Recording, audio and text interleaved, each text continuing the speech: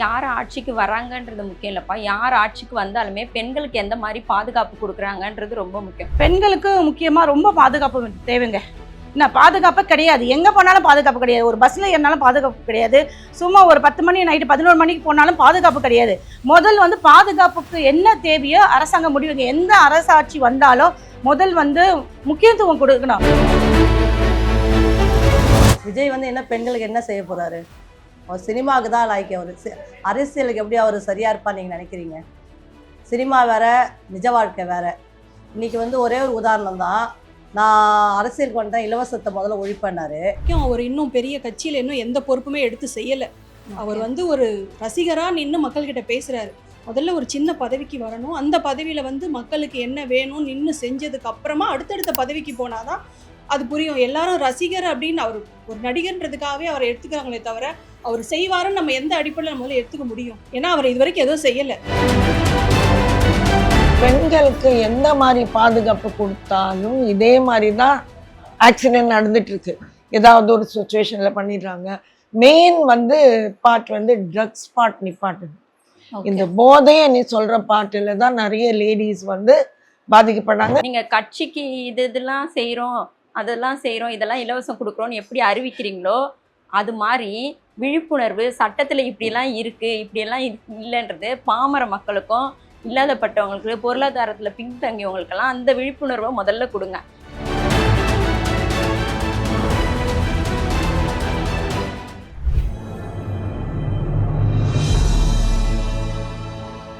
ஈத்தமிழ் மீடியர்களுக்கு அன்பு வணக்கம். இன்னைக்கு நம்ம பார்த்தீங்க அப்படின்னா இப்போ அரசியலில் இப்போ விஜய் அவர்கள் முதல் முறையாக அவர் களத்தில் இறங்குறாரு.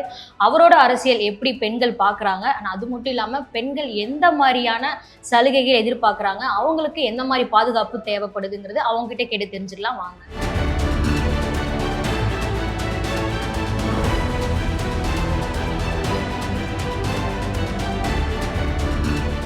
இப்போ அரசியல் பார்த்தீங்க அப்படின்னா April 23 இப்போ எலெக்ஷன் அறிவிச்சிட்டாங்க. இப்போ பார்த்தீங்க அப்படின்னா விஜய் அவர்கள் அவரோட கட்சி நீங்கள் எப்படி பார்க்குறீங்க? பெண்கள் மத்தியில் அது எந்த மாதிரி வரவேற்பு இருக்கும் மேம்? என்னை பொறுத்த வரைக்கும் அவர் இன்னும் பெரிய கட்சியில் இன்னும் எந்த பொறுப்புமே எடுத்து செய்யலை. அவர் ஒரு ரசிகராக நின்று மக்கள்கிட்ட பேசுகிறாரு. முதல்ல ஒரு சின்ன பதவிக்கு வரணும், அந்த பதவியில் மக்களுக்கு என்ன வேணும் நின்று செஞ்சதுக்கு அப்புறமா அடுத்தடுத்த பதவிக்கு போனாதான் அது புரியும். எல்லாரும் ரசிகர் அப்படின்னு அவர் ஒரு நடிகர்ன்றதுக்காகவே அவரை எடுத்துக்கிறாங்களே தவிர அவர் செய்வாருன்னு நம்ம எந்த அடிப்படையில் நம்மளால எடுத்துக்க முடியும்? ஏன்னா அவர் இது வரைக்கும் எதுவும் செய்யலை. அவர் முதல்ல எனக்கு தெரிஞ்சு அவர் சினிமாவில் இருந்தே யாருக்கும் செய்யலை. ஏன்னா விஜயகாந்த் செஞ்சார், மற்றவங்க எல்லாருமே செஞ்சாங்க. அஜித் யாருக்கும் சொல்லாமலே செய்வார். இவர் என்ன செஞ்சாருங்கிறதா எனக்கு தெரியாது. ஏன்னா அவங்க சங்கத்தில் தனியாக பண்ணலாம். இது பொது அரசியல் வரப்போ அப்படி பண்ணக்கூடாது. அவங்க தனிப்பட்ட முறையில் மக்களுக்கு ஒரு சின்ன பதவியில் வரணும். அதை நல்லா புரிஞ்சு அவங்க மக்கள் எல்லாம் ஏற்றுக்கிட்டு அதுக்கப்புறம் வந்தாருன்னா நல்லாயிருக்கும். ஆனால் அது வரைக்கும் எனக்கு அவர் நல்லா பண்ணுவாருங்கிற நம்பிக்கை எனக்கு கிடையாது, என் தனிப்பட்ட பர்சனல். ஓகே, இப்போ யார் அரசியலுக்கு வந்தாலும் பெண்களுக்கு இந்த மாதிரி சலுகைகள்லாம் பண்ணணும்னா நீங்கள் எதை சொல்லுவீங்க? நான் என்னை பொறுத்த வரைக்கும் எப்போவுமே திமுக தான். ஏன்னா அவங்க இப்போ இல்லை, அப்போலேருந்தே அவங்க எல்லாமே பெண்களுக்காக தான் அதிகமாக பண்ணுறாங்க. இப்போ வரைக்குமே அவங்க பண்ணிகிட்டு இருக்காங்க, இதுக்கப்புறமும் பண்ணுவாங்க. ஏன்னா இப்போ ஸ்டாலினுக்கு அப்புறமா உதயநிதி வந்தாலும் அவரும் பெண்களுக்காக நிறையா பண்ணுவார். யார் வந்தாலும் நாங்கள் வரவேற்போம். ஆனால் அதிகமாக வரவேற்கிறது நாங்கள் திமுகவை தான். முதல் விஜய் சாரை ரொம்ப ஃப்ரீயாக விடணும், சரிங்களா? அவரை போட்டு பல சூழ்நிலையில் போட்டு ரொம்ப அழுத்த பார்க்குறாங்க. அவரால் வெளியில் வரவே முடியல. என்ன எது பேசினாலும் குத்தமாக தான் தெரியுது மற்றவங்களுக்கு. அதனால் அவர் என்ன சொன்னாலும் அவர் மற்றவங்க பார்வைக்கு குத்தமாக தான் தெரியும் போது அவரை ஃப்ரீயாகவே வெளியே விட்டால் தானே அவர் சேவை செய்வார். இப்போ கரூர் பிரச்சனையும் எடுத்துக்கோங்களேன். அவர் என்னவோ நினச்சி பண்ணார் மீட்டிங்கு, இப்போ வேறு மாதிரி போயிடுச்சு. இப்போ சிபிஐ வரைக்கும் அந்த உடைய ப்ராப்ளம் போயிட்டுருக்கு. அப்படி இருக்கும்போது மக்கள் சேவையை பார்ப்பாரா, அவருடைய சேவையை பார்த்துட்டு இருப்பாரா? சொல்லுங்க பாரு. அவரை ஃப்ரீயாக விட்டால் தானே மக்களுக்கு செய்ய முடியும். அவர் ஒவ்வொன்றும் பண்ணும் போதும் ஒவ்வொரு புலிஸ் ஸ்டாப் வைக்கிறாங்களே, இது செய்யக்கூடாது, இது பண்ணக்கூடாது, இங்கே போகக்கூடாது, அங்கே போகக்கூடாது. எத்தனை முரண்பாடுகள் அவர் மேலே இருக்குது சொல்லுங்க பார்க்கலாம். பார்த்துட்டு தான் இருக்கிறோம், யாரும் பார்க்காம இல்லை. அவரை ஃப்ரீயாக விடுங்க. அவர் மக்களுக்காக என்ன வேணால் செய்வார். அவருக்கு ஒரு வாய்ப்பு கொடுத்து பார்க்கலாமே, மக்களுக்கு என்ன செய்ய போறாருன்றது. இப்போ இத்தனை வருஷம் நம்ம பார்த்துட்டோம். திமுக ஆட்சியில் என்னென்ன செய்கிறாங்க, குற்றம் இல்லாமையா இருக்குது. பெண்களுக்கு இது என்னென்ன நடந்துட்டு இருக்கு. இப்போ கூட தான் தூத்துக்குடியில் ஒரு பெண்ணுக்கு +2 பெண்ணுக்கு பலாத்காரம் பண்ணி துண்டு துண்டாக வெட்டி போடுறாங்க. எந்த ஆட்சியில் பண்ணுறாங்க? திமுக ஆட்சியில் தானே பண்ணுறாங்க. வேற எந்த ஆட்சியிலையும் பண்ணாமல் எல்லா ஆட்சியிலையும் நடக்க தான் செய்யுது. எந்த ஆட்சியிலையும் நடக்காமல் இல்லை குற்றங்கள்.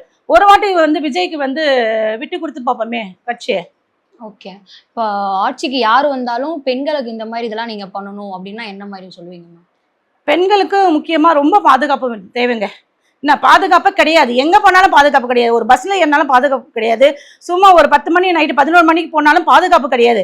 முதல் வந்து பாதுகாப்புக்கு என்ன தேவையோ அரசாங்கம் முடிவுங்க. எந்த அரசாட்சி வந்தாலும் முதல் வந்து முக்கியத்துவம் கொடுக்கணும். ஒருத்தவங்க தப்பு பண்ணுறாங்களா அந்த டைம்லேயே அவங்களுக்கு வந்து தண்டனை கொடுக்கணுமே தவிர பிடிச்சி போடலாம், அவங்களுக்கு வந்து மன்னிப்பு கொடுக்கலாம், அந்த மாதிரிலாம் இருக்கணும். உடனே வந்து அவங்க வந்து என்ன சொன்னா உடனே தண்டனை கொடுத்தாதான் மற்றவங்களும் தண்டனை வந்து தப்பு செய்யாமல் இருப்பாங்க. அதுதான் என்னுடைய கருத்து. இப்ப பாத்துக்கலாம் நாளைக்கு பாத்துக்கலான்ற அந்த ஒரு இதுவை வந்து கேஸ் வந்து இழுத்துட்டே போனா எப்படி வந்து இது தப்பு குறையும் சொல்லுங்க பார்க்கலாம். தப்பே குறையாது, மேலும் மேலும் நடந்துன்னு தான் இருக்கு. அது எந்த ஆட்சியில நடக்குது? திமுக ஆட்சியில தானே நடந்துட்டு இருக்குது. அது சிவியர் வந்து முதலமைச்சர் தான் அவர் வந்து எடுக்கணும். வந்து மற்றவங்களை வந்து இவங்க செய்வாங்களா அவங்க செய்வாங்களான்னு பார்த்துட்டு இருக்க முடியாது. இவருக்கு ஒரு ஸ்ட்ராங்கா வந்து ஒரு முடிவு எடுத்து பெண்களுக்கு பாதுகாப்பு வேணும், இப்படி பண்ணா இப்படி நடக்காதுன்ற ஒரு கருத்தை வந்து அவர் கண்டிப்பா அவர் சொல்லணும். விஜய் வராருன்னா நாங்கள் வந்து எல்லாருக்கும் ஒரு வாய்ப்பு கொடுக்கணும். புதுசாக யங் ஜெனரேஷனுக்கு இருக்கட்டும், யாருக்கும் இருக்கட்டும். பட் என்னன்னா யாருமே பாதுகாப்பு கொடுப்பாங்கன்னு எந்த ஆட்சிக்கும் கேரண்டி இல்லை. அப்படிதான் சொல்கிறாங்க, அப்படியே வர்றாங்க. திருப்பி அது நிறைய இந்த மாதிரி brothel case, so many rape cases இதெல்லாம் போயிட்டே இருக்குது. அந்த காலத்துலேருந்து பெரிய பெரிய ஆட்சி இருந்தால் கூட இது ஸ்டாப்பே பண்ண முடியல. இப்போ விஜய் சார் வந்தாருன்னா கூட அவர் வந்து இந்த எப்படி ஸ்டாப் பண்ணணும், என்ன பண்ணணும், இப்போ ஜெனரேஷன் நியூ ஜெனரேஷன் இதுக்கு எப்படி பாதுகாப்பணும்னு சொல்லி அந்த மாதிரி அவர் முயற்சி பண்ணாருன்னா ரொம்ப நல்லா இருக்கும். ஓகே. இப்போ பெண்களுக்கு என்ன மாதிரி பாதுகாப்பு கொடுத்தா உங்களுக்கு நல்லா இருக்கும்னு நினைக்கிறீங்க மேம்?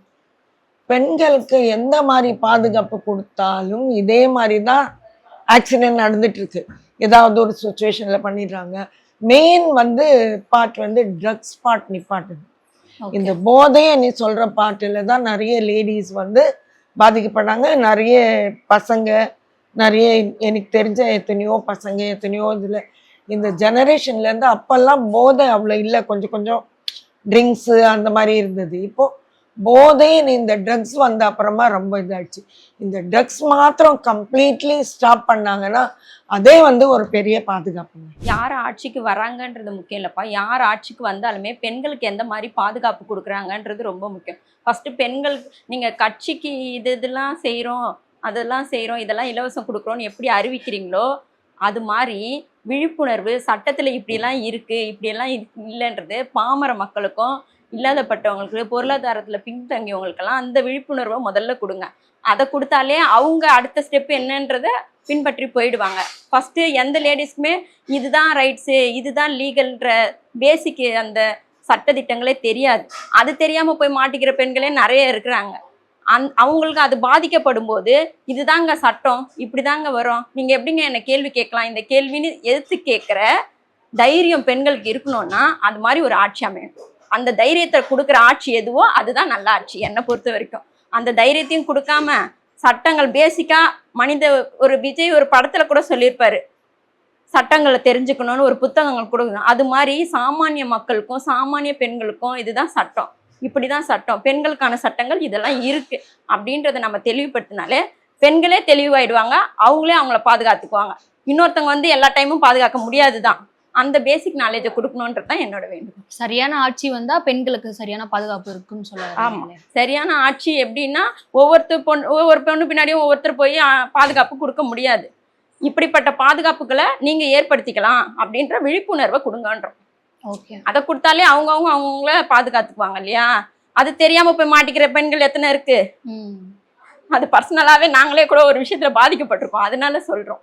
ஓகே ஓகேவா. இப்போ இதுதான் ப்ரொசீஜர், இதுதான் சட்டம், இதை பண்ணால் தப்பு இது பண்ணால் தப்பு இல்லை அப்படின்ற விழிப்புணர்வு தெரியாமல் என்ன பண்ணணும்னு தெரியாமல் பண்ணுற பெண்கள் இருக்காங்க, புரியுதுங்களா. ஒரு இடத்துக்கு போனால் அங்கே ஒரு ஏதோ ஒரு விஷயம் நடக்குதுன்னா அந்த இடத்துல நம்ம இருக்கக்கூடாது, இல்லை இருந்தால் இவங்களுக்கு தான் தகவல் தெரிவிக்கணும் அப்படின்றது தெரியாமல் நிற்போம். நம்ம அந்த பேசிக்கான நாலேஜை கொடுத்துட்டாலே பெண்கள் தங்களை பாதுகாத்துக்குவாங்க. மேம், வருகின்ற ஆட்சியில பாத்தீங்க அப்படின்னா விஜய் அவர்கள் களத்துல இறங்குறாரு, அதை நீங்க எப்படி பாக்குறீங்க? பெண்களுக்கு என்ன மாதிரி சப்போர்ட்லாம் அவர் பண்ணுவாருன்னு நினைக்கிறீங்க மேம்? விஜய் வந்து என்ன பெண்களுக்கு என்ன செய்ய போறாரு?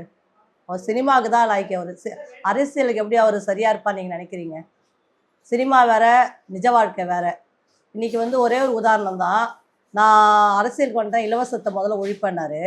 இப்போ லாஸ்ட்டாக டெலிகாஸ்ட் பண்ணாங்க, லைவ் டெலிகாஸ்ட் விழுப்புரமா எங்கேயோ ஒரு மாநாடு நடத்தினாரா. அதில் வந்து எல்லாமே திமுக என்னென்ன திட்டங்களை கொண்டு வந்ததோ அந்த திட்டங்களை டபுளாக தரேன்றாரு. 1000 கொடுக்குறதுல 2000 ரூபா இலவச பேர் தான். இந்த திட்டங்களோட பேர் தான் மாத்திரா தவிர எல்லா திட்டமும் வந்து திமுகவோட திட்டங்கள் தான். இலவசம் இல்லை. முதல்ல ஒரு மேல் பதவிக்கு மேல் பதவிக்கு வரவங்க ஃபஸ்ட்டு என்ன கொள்கையோடு வராங்க, என்ன திட்டங்களை கொண்டு வராங்கன்றதை ஃபஸ்ட்டு நம்ம மைண்டில் செட் பண்ணிட்டு வரணும். நான் இலவசமே வேண்டாம், எனக்கு இலவசமே நான் கொடுக்க மாட்டேன், இலவசம் கொடுத்து மக்களை நான் ஏமாற்ற விரும்பல சொல்லி சொன்னார். அப்புறம் எதுக்கு அன்றைக்கி வந்து பேப்பரை எடுத்து வச்சுக்கிட்டு ஏதோ அந்த அம்மையார் திட்டம், இந்த அம்மையார் திட்டம், பேருந்து திட்டத்தை முதல்வர் மகளிர் விடியல் பயணத்தை அவர் திட்டத்தை மாற்றி சொல்கிறார். புரியுதுங்களா? அவர் சார் இதை சொல்லும் போதே அவர் சரியான அரசியல் தலைவரானதை நீங்கள் டிசைட் பண்ணிக்கோங்க. முதல்ல ஒரு இயக்கம்ன்றது வந்து நம்ம களத்தில் வந்து போராடி இருக்கணும். களத்தில் ஒரு சின்ன ஹெல்ப் ஆச்சு பண்ணியிருக்கணும். எதனா ஒரு நாட்டில் ஒரு பிரச்சனை நடக்குமோ அதில் வந்து மக்களோட மக்களாக நின்று இருக்கணும். நீ ரோட்டில் நடந்து வரவே பயப்படுற, நீ என்ன எங்களுக்கு செஞ்சிட போகிற? அப்போ அரசியல் ஓட்டு கூட அவர் வீட்டுக்குள்ளே கேட்டுருவாரா? இப்போ எல்லாரோட கேள்வி அதுதான். இப்போது ஒரு பிரச்சனைனா உடனே ஓடி வராங்க திமுக காரங்க. கரூர் பிரச்சனை வந்து அது ரொம்ப இவங்க முன்னாடியே ஏற்பாடு பண்ணாங்கன்ட்டு என்னமோ பேசலாம், ரூமர்ஸ் பேசலாம். மனிதாபிமானம் இருக்கவங்க யாராக இருந்தாலுமே அது மனிதனாக பார்த்தா எந்த இடத்துக்கு முதல்ல நிற்கணும். சரிங்களா? அது நின்னது தான் திமுக. அதுக்கும் ஒரு ரூமர் கலப்புனாங்க, இது வந்து திட்டமிட்ட செயல், விஜய் தப்பு பண்ணலை, திமுக வந்து உருவாக்குறது 1000 பேசுகிறாங்க. மக்கள் வந்து தெளிவாக இருக்காங்க. அடுப்பூதும் பெண்களுக்கு படிப்பு எதுக்குன்னு சொன்ன காலம் போய் இப்போ பெண்கள் எல்லா துறையிலையும் வர ஆரம்பிச்சிட்டாங்க. யாருக்கு ஓட்டு போடணுன்றது இந்த 2026 எலெக்ஷன் தெளிவாக காட்டிடும். இது விஜய்க்கு வந்து இது ஒரு பாடம் புகட்டுற எலெக்ஷனாக இருக்கும். ஏன்டா ஒரு அரசியல் களத்தில் வந்தாருன்ற அளவுக்கு அவருக்கு இது பாடம் புகட்டுற எலெக்ஷனாக இருக்கும்.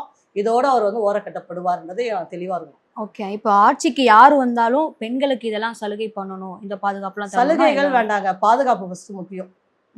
எந்த ஆட்சி வந்தாலும் நம்ம தாத்தா பூட்ட காலத்துலேருந்தே தவறுகள் நடந்துதான் இருக்குது. கஞ்சா பழக்கம் இருந்துதான் இருக்குது, எல்லாமே இருந்துதான் இருக்குது. இன்றைக்கி வந்து மீடியாக்கள் இருக்கிறதுனால எல்லா விஷயம் வெளியில் வருது. இன்றைக்கி திமுகர்களால் தான் கஞ்சா வெளியில் வருது, திமுகர்களால் தான் கற்பழிப்பு நடக்குது, திமுகர்களால் தான் கொலை குற்றம் நடக்குது, திமுகர்களால் தான் திருட்டுத்தனம் நடக்குதுலாம் சொல்லவே முடியாது. அப்போ மீடியா கிடையாது, இப்போ மீடியா இருக்குது. சரி, நாளைக்கே இந்த 2026 திமுக வரல, வேறு யாரோ வந்தாங்களா எல்லா கஞ்சா கற்பழிப்பு கொலை எல்லாத்தையும் கண்ட்ரோல் பண்ணிடுவாங்களா? யாராலுமே கண்ட்ரோல் பண்ண முடியாது. மனிதனாக பார்த்து மனிதனாக தான் திருத்த முடியும் எதுலையுமே. சரிங்களா? இது வந்து மீடியா இருக்கனால எல்லா தவறுகளும் வெளியில் தெரியுது. இது வந்து இதுக்கு காரணம் வந்து திமுக தான் இதை வந்து என்கரேஜ் பண்ணுறாங்க, திமுக தான் இந்த கள்ளசாராயத்தை என்கரேஜ் பண்ணுறாங்க, திமுகவில் தான் மது விலக்கு இல்லாமல் இருக்குது, இதெல்லாம் பேசுறது தப்பு. மக்கள் வந்து தெளிவாக இருக்காங்க. எந்த ஆட்சி வந்தாலும் பாதுகாப்பு பெண்களுக்கு இருக்கும். திமுக மேலே எங்களுக்கு ஃபுல் நம்பிக்கை இருக்குது. ஏன்னா எங்களுக்கு நிறைய கூட பிறந்த ஒரு சகோதராக இருந்து முதல்வர் வந்து எங்களுக்கு எல்லா சலுகைகளும் செஞ்சிட்ருக்காரு. எங்களோட பர்சனல் எதாக இருந்தாலுமே நாங்கள் தனிப்பட்ட முறையில் போய் அவர் எங்கே பார்க்கணுமோ பார்த்து மனு கொடுத்து எங்களோட விருப்பங்களை நான் கட்சியில் இருக்கனால பேசலை, பொதுமக்களும் அதே தான் சொல்லுவாங்க. நீங்கள் சர்வே எடுத்திங்கன்னா சொல்லுவாங்க. இன்றைக்கி ஒரு கட்சியிலும் ஒரு முதல்வரையோ எம்எல்ஏக்களோ எம்பிகளோ பார்க்கறது ரொம்ப கஷ்டம். ஆனால் திமுக பொறுத்த வரைக்கும் எல்லாரும் எளிமையாக பார்க்கலாம், எல்லாரும் எளிமையாக தேடி போய் உதவிகளை வாங்கிக்கலாம்.